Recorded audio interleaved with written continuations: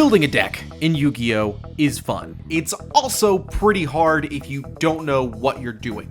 Yu-Gi-Oh! Is complicated. The best and easiest thing you can do is to look up a deck list online, buy those cards from certain retailers, and have a deck that is ready-made to go. But what if we made it even harder?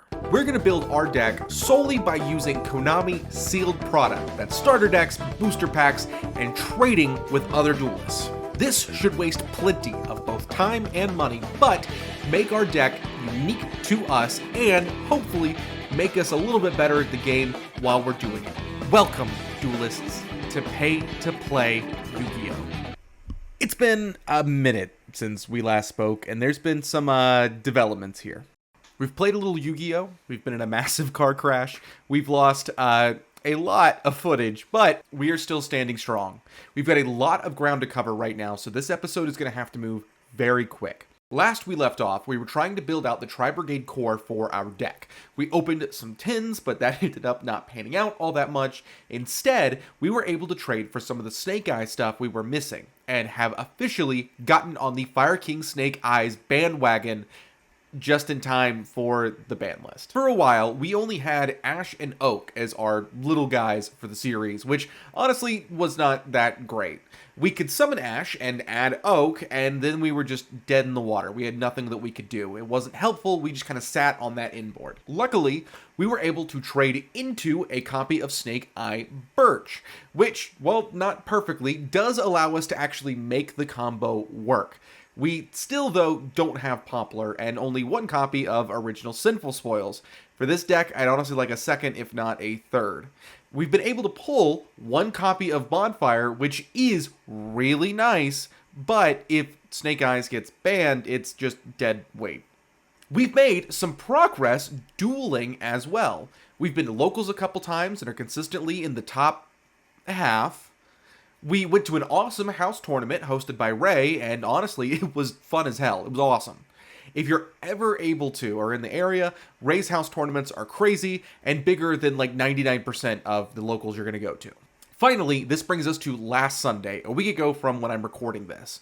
We went with Ray to a brand new locals, the Fine Art of Baseball, which is a little bit non-traditional for a locals. I don't have any footage. I'm going to be stealing Ray's for this, so make sure to go subscribe to his channel. But know that it was both in a mall and we dueled inside the food court. It honestly kind of kicked ass. But more importantly, we kicked ass. For the first time ever, I went undefeated and won a locals championship. I don't know, we did it. We absolutely did it. It was a lot smaller, but we still got first place. Ray featured us on his channel actually with our current deck build and a duel we did against him. The link will be in the description down below for the footage that, once again, I am stealing. We also had some incredible pulls with our winnings too. We got a rarity upgrade to our Fire King avatar Arvada, we got the new Tenpai Dragon Ultra, and most importantly, we got a secret rare printing of Elzette from the White Woods. The last one is massive. That is a $30 roughly price tag on that card, which is huge, especially for the way we're running this series. By the way, I haven't shown most of our pulls, so here's an updated look at both our trade binder and how we're going to be trading for some of the upgrades we want for the deck, as well as an idea of what we're going for. So here's our updated trade binder. Everything still looks mostly the same. We've got some updates. Everything is still mostly alphabetical. Opening of the Spirit Gates still has a decent enough price tag on it that I feel comfortable including it. Simoon still haven't been able to trade off, but it's not a very valuable. QCR, you can see our copy of Elzette. Fairy Tale Luna's a UTR, maybe that's got something. Silent Magician 0 we were able to pull. Tenpai Dragon Genroku we just pulled, that's got a little bit of a tag on it. Skull Guardian, not a lot of people are playing Voiceless Voice right now, which I don't blame them, but it's still got a little bit of something. Going through, copy of Mud Dragon, I think that is the collector's. Yeah, you can kind of see the shine on it, so that's worth maybe a little something. A couple Field Centers, I don't know if anyone's going to want them, but we do have them as an option. Deco Talker Heat Soul, this is, I believe, the secret rare printing of that. We have a Baron, which is obviously banned.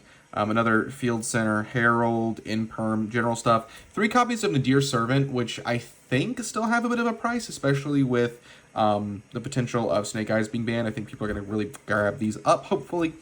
Black Goat Laughs, pretty decent $20 card. Iron Thunder still got a couple bucks on it. Spirit of Yubel, a couple bucks, and then Ancient Chant and Odd Eyes. What is it? Arc Ray Dragon, kind of hitting everything out. So some cool stuff for sure. I don't know. We'll see. Let me go ahead and show you how we actually do our trading. So if you look, we go to r/YuGiOh marketplace, and there's a structure that the posts have to go through. You have to make sure you include all of the stuff that you have up for an option, as well as the information about like your account, what time of day it is, all that kind of stuff. This is what we're currently shooting to try and get. It's a mix of everything. We're obviously, like I say in the post, not going to get everything. We just want to make sure we put out everything that we do want so that we have a chance to actually get something good. Realistically, several of these options are going to get banned. I know for a fact that Flamberge is probably gone. I still want it just on the off chance. Poplar, it probably isn't. OSS, I would almost say for certain will be on that list. So we're still going to go for it just in the off chance because it is technically not information we have. But just know that if you see this and you're like, why would he ask for this? This is off the list. That's why. Apollosa would be pretty big, I think, for us, just having some negate options.